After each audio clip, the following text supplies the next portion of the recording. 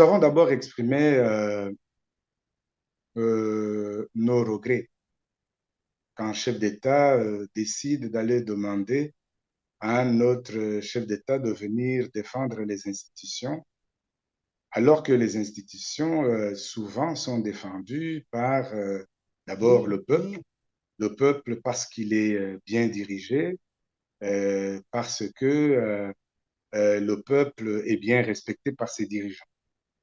Pour le cas du Burundi, rien ne pourra jamais protéger les institutions si le peuple burundais n'est pas respecté, si le peuple burundais euh, n'a pas une meilleure justice, si le peuple burundais ne peut pas élire ses propres dirigeants. Voilà, ça, c'est la première chose.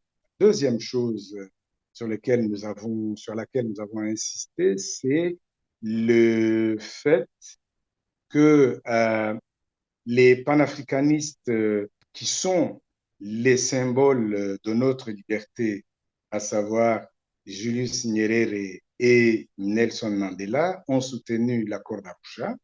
Nous avons voulu soulever leur importance parce que c'est eux qui ont sauvé le Burundi du naufrage et c'est eux qui ont soutenu l'accord d'Arusha.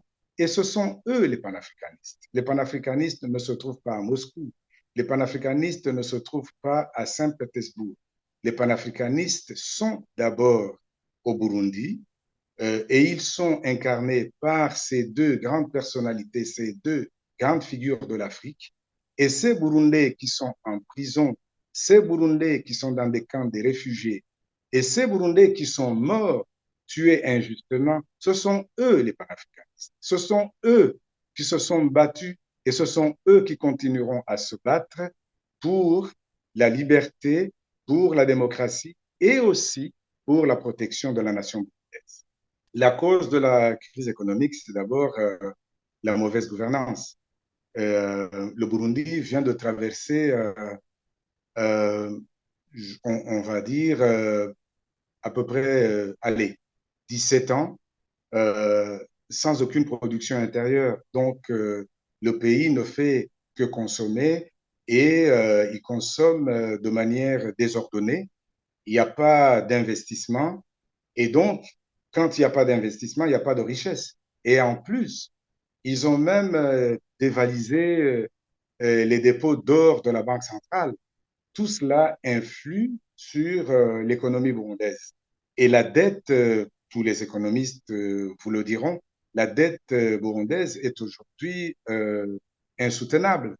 Et donc, comme la dette est insoutenable, le pays ne pourra plus, n'est plus crédible, n'est plus solvable, il ne peut pas demander de nouveaux crédits. Et donc, ce n'est pas l'augmentation des impôts qui va résoudre le problème. Ils vont toujours retourner dans le cercle vicieux et ils ne pourront jamais trouver des solutions. La solution, à mon avis, c'est d'abord par l'ouverture de l'espace politique.